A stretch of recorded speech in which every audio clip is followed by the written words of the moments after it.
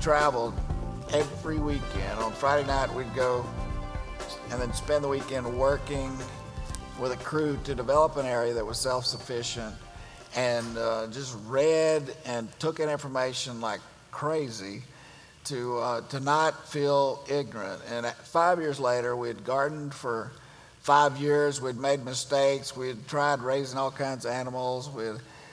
And we'd pretty much figured it out. And so the rest of the 90s, we just practiced what we believed. And then into the early 2000, we ended up living on 300 acres. And that is where we really refined. We grew all of our own food. We were off the grid. We had enough food and supplies to last us for 20 people for 2 years. And we just lived that way for 8 years until the Lord said, move to Kansas City. It was a shock to me. I mean, it was our utopia. We thought we were going to die there. So anyway, that was in October of 2004. And just to tell you the window I'm looking through, I go a little bit into my story. I know you want to learn about food storage, and I promise you I'll get there. But I just learned about a month and a half ago what's at the core of the reason why I'm sitting here talking to you, trying to empower you. I was asked to speak at a seminar on rest, and they asked me to speak on food storage, on preparation, and what that had to do with rest, and that peace is at the core of true rest and rest in the Lord. And it's just one more avenue of having peace. But at this conference, there was a man. He was a personal coach and a business coach. And right in front of our eyes, in 5 minutes, he took a lady through a process. He was asking everybody in the room what they do. This lady said she sold books on Amazon. He asked her what kind of books. She said all books. And he said, why? And she said, to raise money for a charity. And he said, yeah, but why? And so he said, no, why does anybody come to your website to buy books? You know, there's thousands of people doing that. And in the process, he took her through question after question. He found out that she wanted to support the needy.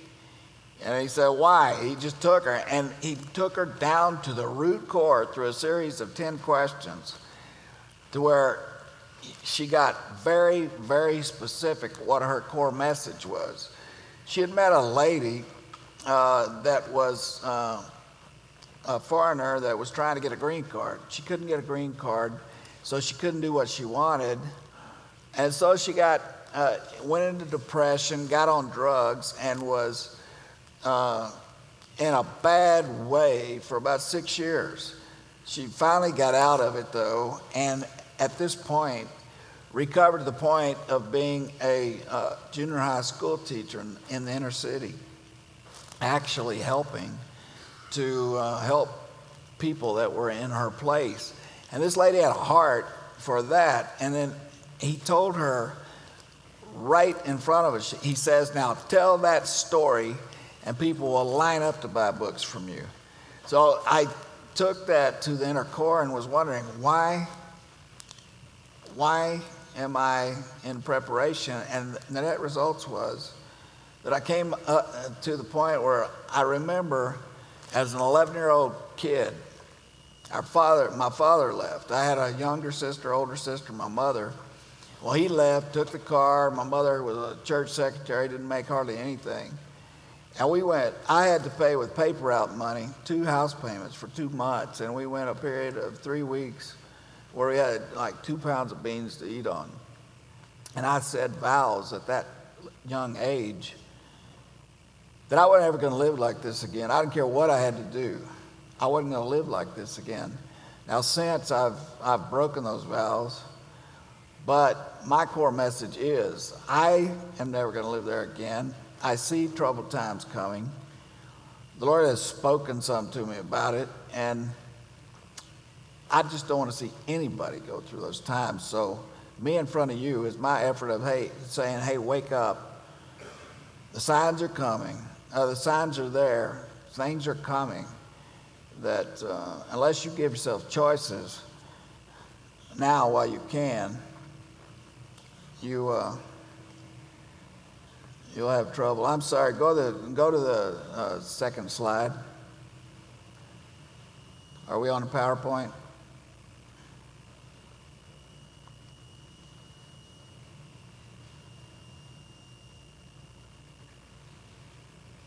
All right, I'm sorry. Somebody get Chris.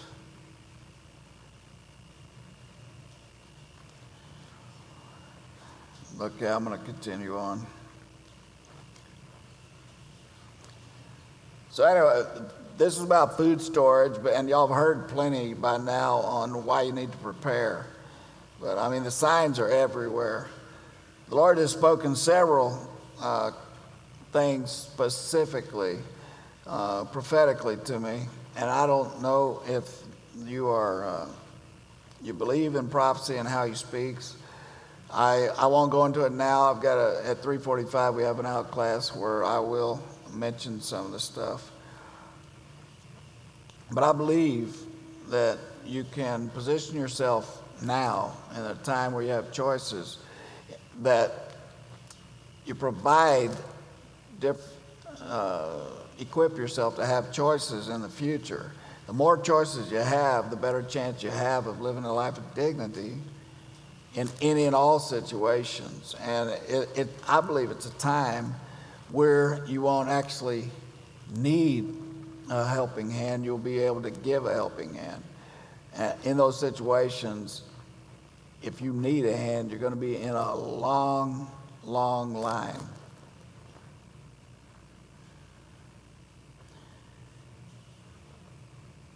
Everything in preparation starts with planning. I don't know what's been mentioned so far, but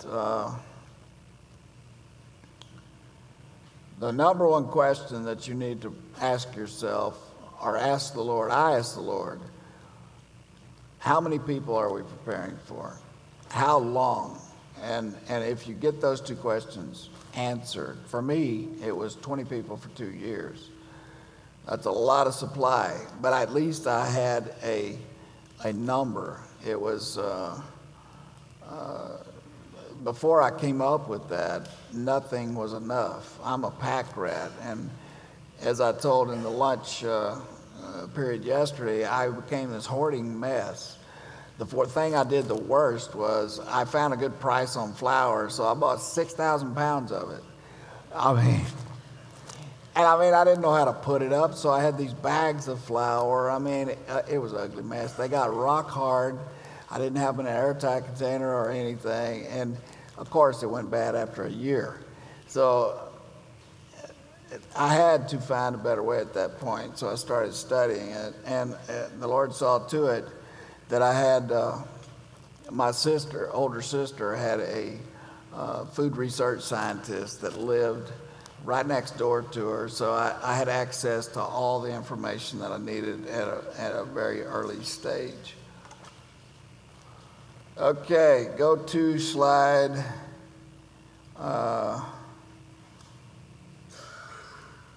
go to slide 5. Yeah, on this.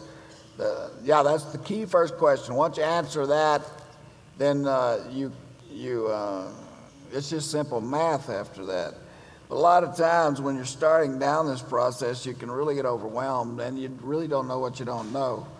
So there's specific questions, I think, that can take you down a basic trail. Go to the next slide, please. Now, just going through some of these. I know a lot of you live in the city. You say, well, I don't have much room to store. So you have to ask, how much room do I have? How much space will I need? After you go through the process of analysis of what you need and how many you need, then how much space do I need? Can you create more? What can you afford? I know some things over time you have to do it. You have to get on a regular processing plan. Then it's, what do I eat? I mean, you don't want to store all wheat or all beans. A lot of people think, I mean, back home, I have somebody, I won't give names, but they've ordered through us 4,000 pounds of wheat, 2,000 pounds of beans, and they think they're done. They're not addressing anything else. And I mean, these are some big guys. I'm thinking, you're not going to be big like that when you get through. I mean, you think you're going to make it on meat? I don't know if they don't have anything to cook with in alternative situations. They have no oil, yeast. I mean, you just have to have a plan. And I suggest that you just get a planner. Paul Williams' book guides you really well through the process of documenting what you use. So at its core, your best situation is to write down what you use and give yourself choices by multiplying out how long a period of time and just getting what you use. That way it doesn't go redundant on you. You can just store what you use.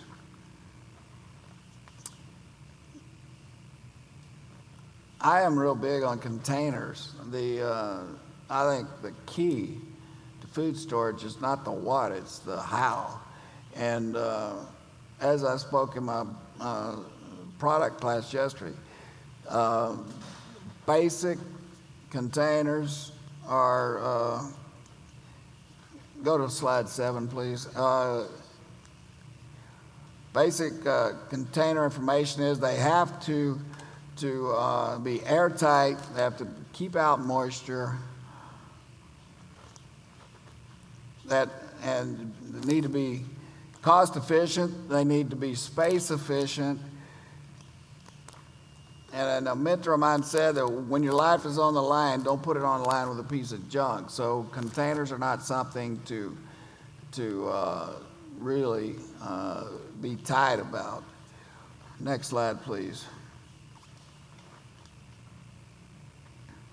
As this list shows, it shows a number of different containers.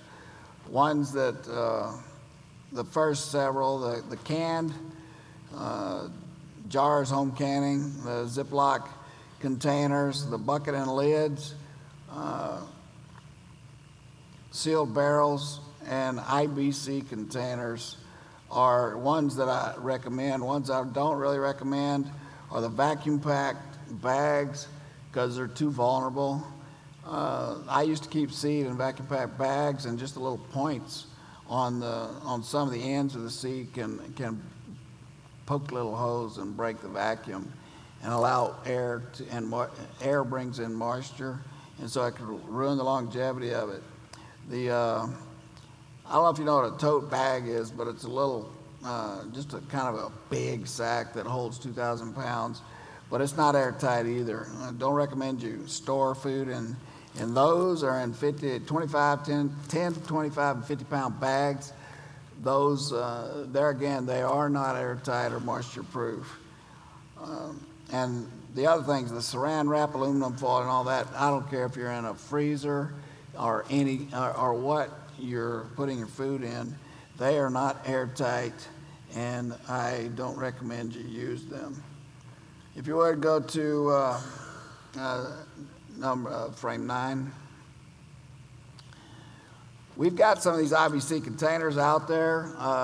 Some of you might be familiar with what they are, but I am big on these. I mean, when you're talking about food storage for either a long term, a number of people, I love using these for large amounts. Yeah, the equation's on there. When I first started storing food, I had 54 dry items that we kept, and a total of 1,300 buckets. If I'd have known about these back then, it would have shortened the time considerably. But one of those equals 55 buckets full. And they're airtight, moisture proof, so I highly recommend those. Go to the next slide. These show in our warehouse. We utilize these things big time.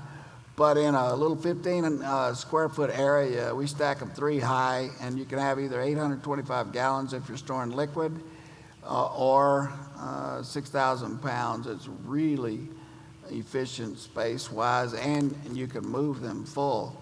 We use those containers for water, for fuel, for several kinds of food, for grain, beans, rice, what have you. Highly recommend those if you want to go. Some people think that, well, talk to us regular people. We're not interested in storing NOAA quantities. We're not going to be feeding every animal on the planet or anything like that. So that may not be relevant for you, but the Lord's called me to feed a lot of people. So go to the next slide, please. It's been mentioned quite a bit about caves, so I just take a little mystique off of it. I want to show a couple of quick pictures. This is an entrance to the one where we are, and show the next slide, please. This is inside, just to give you a look. It's like a regular warehouse. There's just pillars of limestone every 60 feet.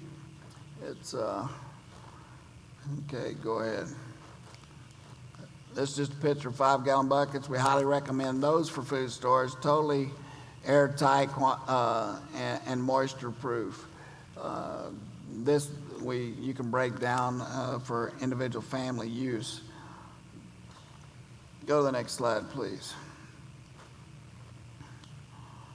Common food storage factors are the key is keeping a cool, dry place. Underground is absolute best because, like in the caves or in a basement, or even if you can build a root cellar or create underground space yourself. Any more than 5 feet underground, it's 58 degrees constant.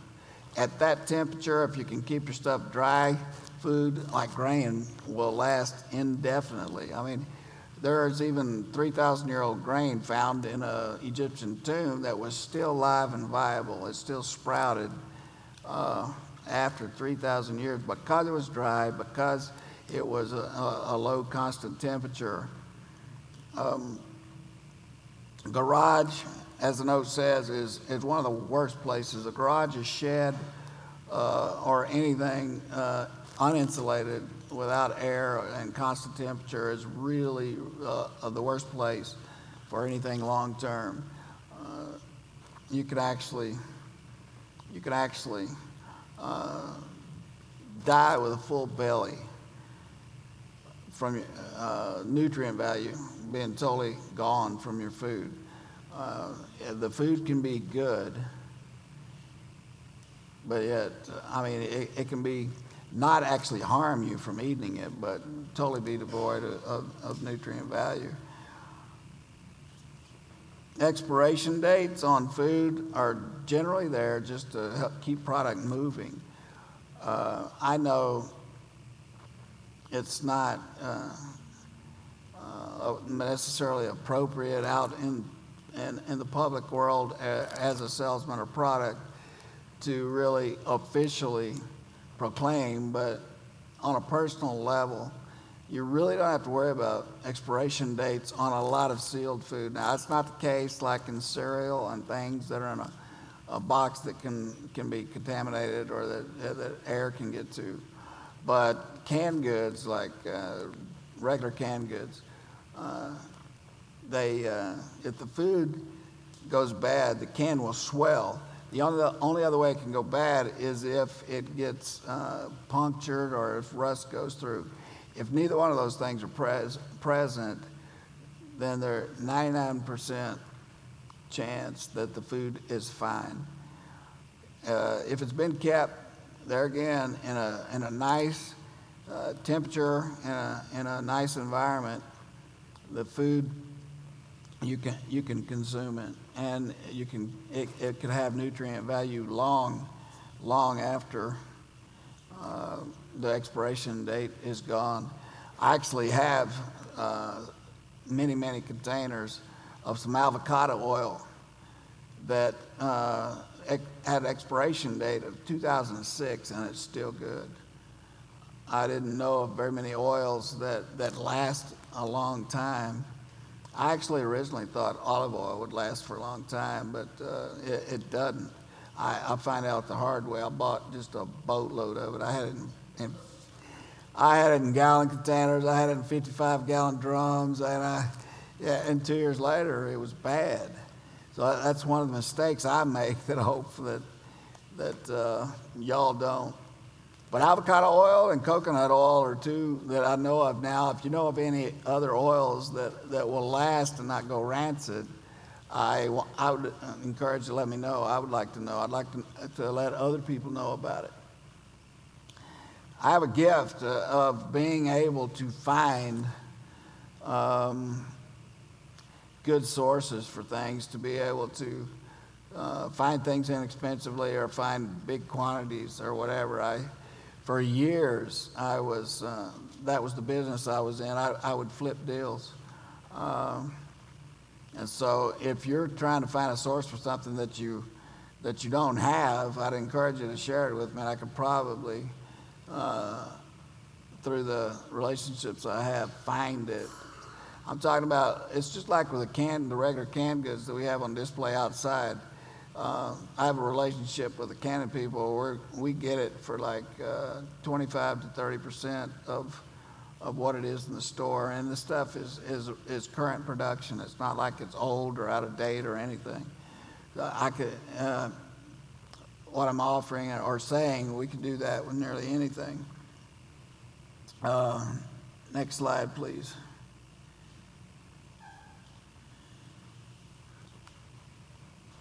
In a handout that I gave y'all, I won't go through everything in exact detail. There's a lot in there. I'll just breeze through it. I'll cover it more when I have more time at the 3:45 session. But there's the pluses and minuses to each type of food. I believe, when you're thinking about food storage, you need not just to think about numbers and where it is, but you need to have an overall strategy. And each one, I think, is a viable, the right tool for the right job. For me, my interest is in getting people interested enough in not just food storage or not just looking at a 3-day, 3-week, or even a 3-month, but to look at a lifestyle. It's a lifestyle change, and to open people's eyes to the fact that there's things coming. Revelations in the Bible says that I believe we have some long-term changes coming, and to draw you into that it is possible that you can do some of those things like right where you live. There again, at 3:45, I'll show that even if you live in an apartment, Grace and I, when the Lord moved us to Kansas City from the 300 acres, we were in an apartment for 5.5 years. And even then, though, we got the okay of the people, the apartment people, to grow a garden in 150 square feet. So with just limited space, we grew it vertically to where we grew a tremendous amount of food in a little bitty space. I've got pictures of growing stuff vertically, 21 feet up. And I'll talk more on that about how we did it and what stuff will grow and all that. But growing fresh in any long term, anything past one season or whatever, you have to think about growing fresh food to perpetuate your supply. And when you start thinking about that, you have to think about seed and seed strategy and so on. Tools, you have to be thinking about the right tools to be able to do that as well. Canned food, whether it's canned or home, it has a viable place. It's a way to get good food that can last years. There again, constant temperature. It's not as important that it be cool as it is that it be a stable temperature. The more it fluctuates, the faster it leaches your nutrients. Dry and bulk, that's just the best way to get the most calories, the most bang for the buck. It's got to be part of any long-term storage.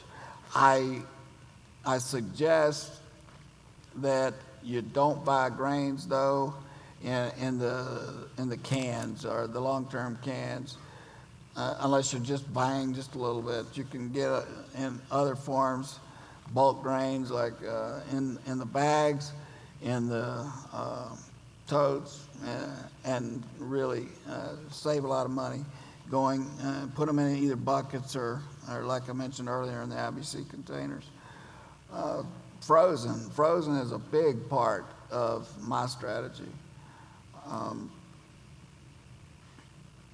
And you might say, okay, well, what about if the electricity goes out? I also have a strategy for that. We do a lot of canning, have the capability of doing a lot of canning, so I keep enough jars on hand to whatever I've frozen to be able to can it right quick. I keep a alternative cooking method. We keep several 5-gallon cans of propane, and I have a deep fryer burner that's used for an outdoor deep fryer, and that's the strategy to be able to fire up the pressure cookers. I have a big, we've got one of them out there on display actually, a 41-quart canner that will do 19 quarts at a time as far as canning it goes. I mean, it's really fast. It doesn't take any more energy than a small canner. Most of the small canners, like a 21 to 25 quart canner,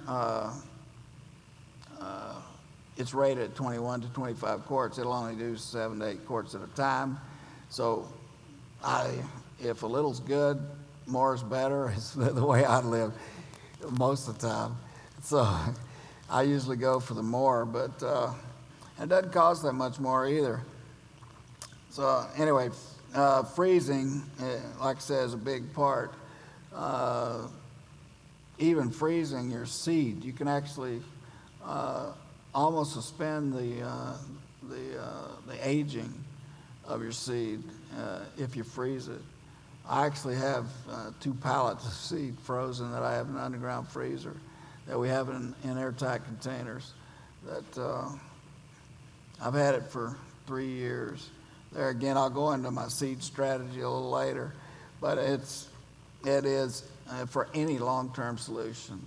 I believe you have to have a good seed strategy. To the point, I don't know, have many of you read the book by David Wilkerson, The Vision and Beyond?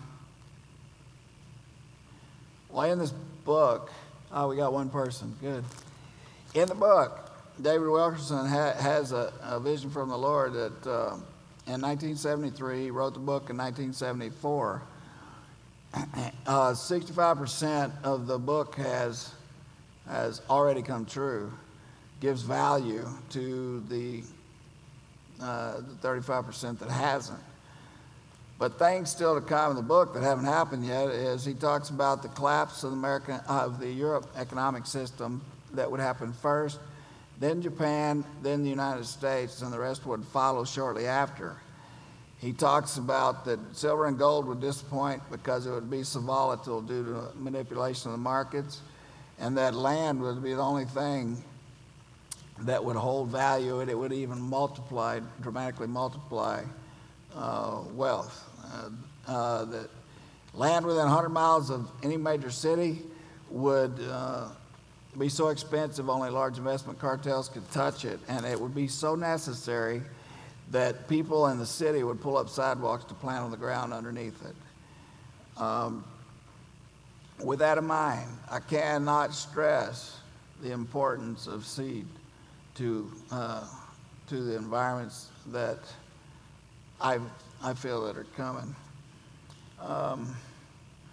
Dehydrated, freeze-dried foods, viable place in your food storage. I have about 200 cans of it. It's not my whole strategy, but I have about 200 cans of it that I'll leave in the cases, because if I had to pick up and go, if where I was broke down, there's a couple of things I would take. One would be my freeze-dried food, and the other would be a good water filter. I like the little pocket filter, Katadyn Pocket. It'll do up to 13,000 gallons, and you can fit it right in your hand. It doesn't require any big container, big box, or anything else. It'll fit in a backpack. So the dehydrated freeze-dried is definitely a tool for a job, but I don't count on it for everything. And after that, I don't know if I've got it up there. I've got comfort foods, and I've even got like beer or wine, or I don't know if you believe in that or not. So it's just one of those things that every now and then you have to have some semblance of real life as part of your strategy, just to refresh and encourage yourself to keep going. It's like what we're talking about is planning for some of the worst. And when times are the worst, you don't want to be in a position to have to barely scrape by. You want to be your best when times are the worst. There again, to lead yourself into the possibility of having the chance to be the hand giving help, not having to be in the long line needing help. Okay.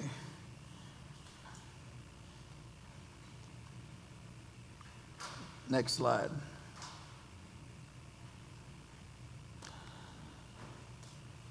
I believe you're at this conference.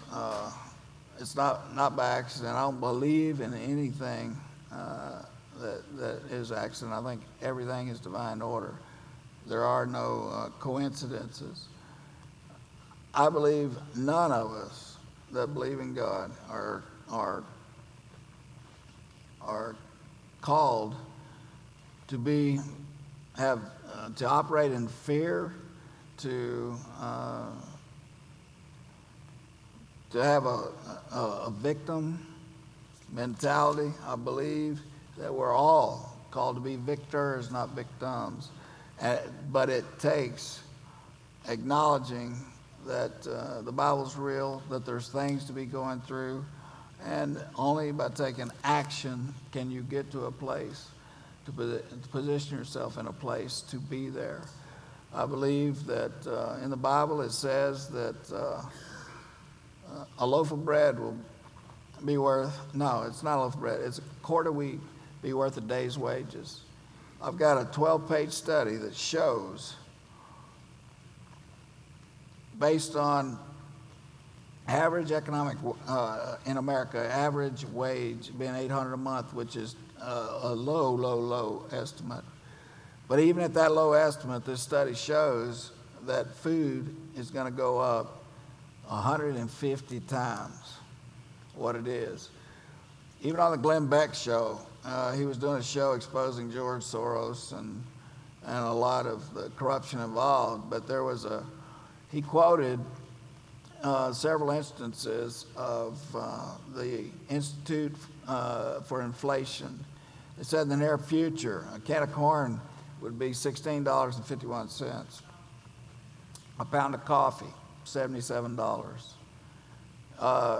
So it's just, I'm just quoting that to say that the subject is really viable. I think that part of transfer of wealth that is mentioned in the Bible, that the wealth of the wicked laid up for the just, I am convinced that the prime target will be through food. I think it's a bull market. In my opinion, I'm living life as if the Lord returns in 2028. That's my clock. The Bible says no man knows the day or the hour. It doesn't say anything about the month of the year. And so that's how I'm living. And so in that line of thought, that's not very many years. That's like 17 years. For food to go up 150 times in 7 years, that is a huge multiplier. But that also means for those that acknowledge that the Bible's true, that you can take part and be part of a bull market like the world has never seen. Nobody can do without food. I don't care if you're growing it. I don't care if you're manufacturing, producing, storing, or you have the answer to world hunger problems. There is economic opportunity, not just to be a benevolent handout, but to actually be like Joseph was in the Bible. My opinion is that the story of Joseph was not there just for a warm, fuzzy picture. Most people read that story and see a benevolent story, but I challenge you to look at it and really read it. The story ends up with everybody selling themselves into slavery to stay alive, and they were thanking him for it. I'm not saying we take anybody to slavery. I'm telling you the real picture of what the Bible says is coming, and that you don't want to be in the position to have to sell your everything you have, your animals, your land, and then end up being in a long line for a hand. I think the Joseph story is a prelude to some of the things we're going to be looking at. Next slide, please. This is the picture of our apartment. It just gives you a little look at, this was one day's harvest out of 150 square feet. I want to stress that you can do something anywhere. You don't have to be able to go out and buy a lot of acreage, even although I think that you'll be glad if you do that. This is one economic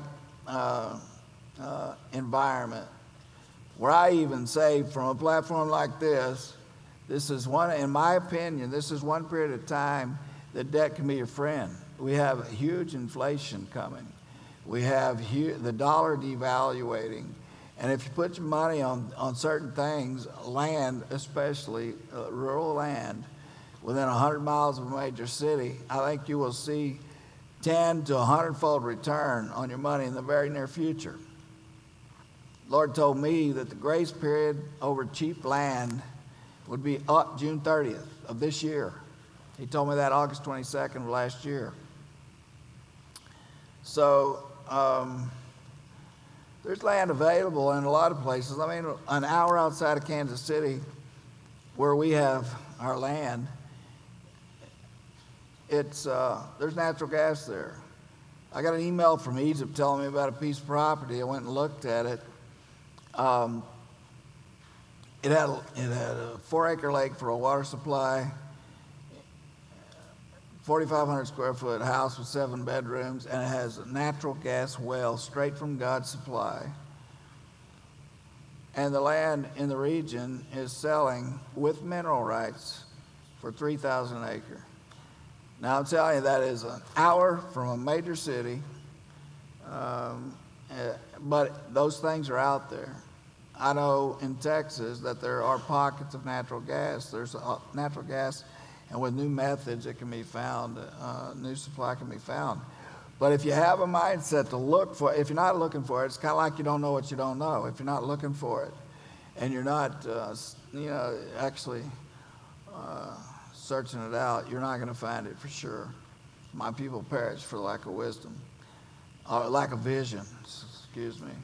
So I just want to challenge you to think new thoughts, to ask God to redeem your imagination, because you're only limited. Your thoughts are limited by your life that you've already lived. But I think where we're going, you need to be able to blow the limits off, that you can be victors. I think chaos and disasters and disruption creates opportunity more than any other environment. So the statistics, y'all probably heard it, but I quote it anyway. There are over half of the Fortune 500 companies began during the Great Depression. So I want to just challenge you to pray that prayer, to ask for God thoughts, to take the limits off of the eyes, not to to be able to see beyond your experience. Even if it takes somebody like me telling you to look for natural gas or whatever. Another thing on natural gas, new technology, I just found out about it, and Grace and I are going to do our vehicles this way, but for $2,500, you can convert your car to natural gas, but it's not a one-way trip. You can still burn gasoline. If you run out of natural gas, the technology will automatically flip you back to regular gasoline. So you can have both worlds. For $5,000, you can put a unit in your home that compresses gas and fills your car up overnight. Some of the units are half gallon an hour, some are up to 2 gallons an hour. And so, I mean, even if you don't have your own natural gas well, just using regular natural gas, you can be energy independent. You can not have to be a victim. But if you have your own natural gas well, it's just totally, and looking at preparation, it's a game changer. You can run a generator. You can, with a generator, you really don't have to worry that much about water supply because you can pump groundwater. And then to be able to run your cars on it also is just a game changer. So,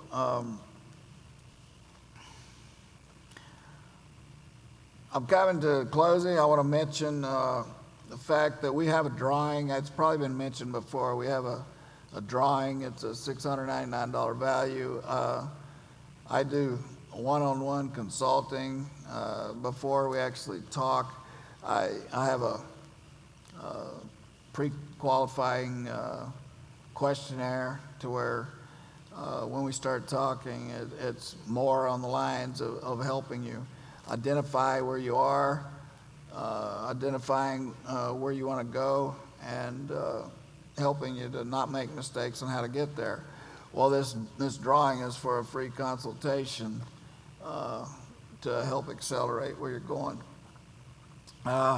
We at Prepare the Way have a 2-day conference that we're doing on August 5th and 6th. You've heard part of the team that speak at them at this conference. Rod and Glenn are part of that, as well as others.